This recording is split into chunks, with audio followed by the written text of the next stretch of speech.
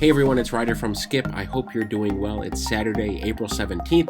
Hope your weekend's off to a great start. A quick update today on important EIDL grant and loan information. We have more data on who's been approved and denied, and a couple new denial reasons that we didn't have before. There's also SBA's two new programs, the Restaurant Revitalization Fund, which is still closed, and the Shuttered Venue Operators Grant, which is also still closed, but it may open this coming week. I'll go over all that and a quick PPP update. Thanks so much for tuning in and subscribing. And today happens to be my birthday. Feel free to give a shout out in the comments, especially where you're watching from, and like this video so more people see it. Subscribe, and be sure to watch until the end. I'll start with the positive news on the survey data, and so many of your comments have showed that in the past few days, more and more people have been getting approval letters and getting money in their bank account. Here is the latest poll, over 5,000 votes. 15% of you have been approved, 10% of you have been denied. That's still too many. 50% of you are still waiting for a decision, and 20% of you are still waiting for an invite. That has gone down since earlier in the week. I'll run this poll again on Monday, April 19th. My prediction is that approvals and denials will be even higher. Progress is being made. I know for many of you being denied, it is incredibly frustrating, especially when it's not your fault.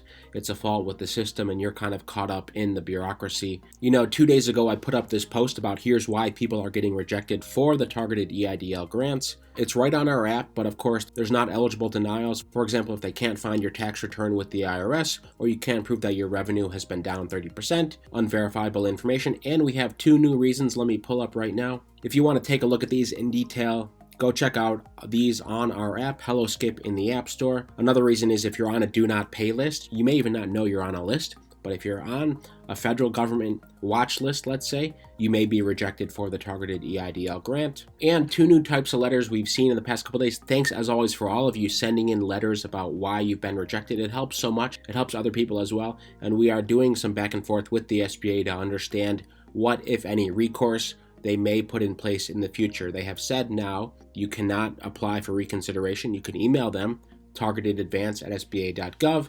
But in terms of reconsideration, they do not have a process. I'm pressuring them. I know other YouTubers are pressuring them. There needs to be recourse for you. If you're 1 out of 10 people who has been denied for the targeted EIDL advance, you should have a recourse. We're pushing for that. Here's another reason: the applicant business is an agricultural enterprise. And another one sent in is the applicant business is not located in a low-income community. So I stand corrected. I had assumed that because the SBA had sent out invites to folks, if they invited you, they would have already done some diligence there that you may be in a low-income community. Turns out that's not the case.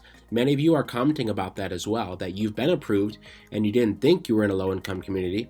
Anyway, I still stand by. I think you should apply in good faith. If you believe, based on the census information, you are in a low-income community and you've gotten the invite, in good faith, you should apply for the targeted EIDL advance. And whatever the SBA criteria is for determining that, they'll tell you if you are in a low-income community or not. Again, obviously, if you know for sure that you aren't in a low-income community, then don't apply. But take a look at some of the information. Of course, our tracker, but also the SBA has a tracker to look up your address as well. And I hope we hear back beginning of next week more explanations onto what people can do if you get denied. 10% is a very high number, and maybe if we run the poll on Monday, it might be 12, 13, 14% of people that have been denied, which seems way too high in my opinion. The other piece of news the SBA sent out last night was an email to folks watching the Shuttered Venue Operators Grant. Here's what they said. Over the next few days, our tech team and vendors will remain focused on testing the Shuttered Venue Operators Grant application portal. As you may know, on April 8th, they opened it up, but it had lots of bugs. You couldn't upload documents, so they quickly shut down the SVOG portal. They're still working on it over a week later. They say they're going to work on this over the weekend. As we've shared, after our vendors fix the root cause of the initial tech issues, I assume the uploads, more in-depth risk analysis and stress tests load on the website, not rocket science, identified other issues that impact application performance. The vendors are quickly addressing and mitigating them and working tirelessly with our team so the application portal can reopen ASAP and we can deliver this critical aid.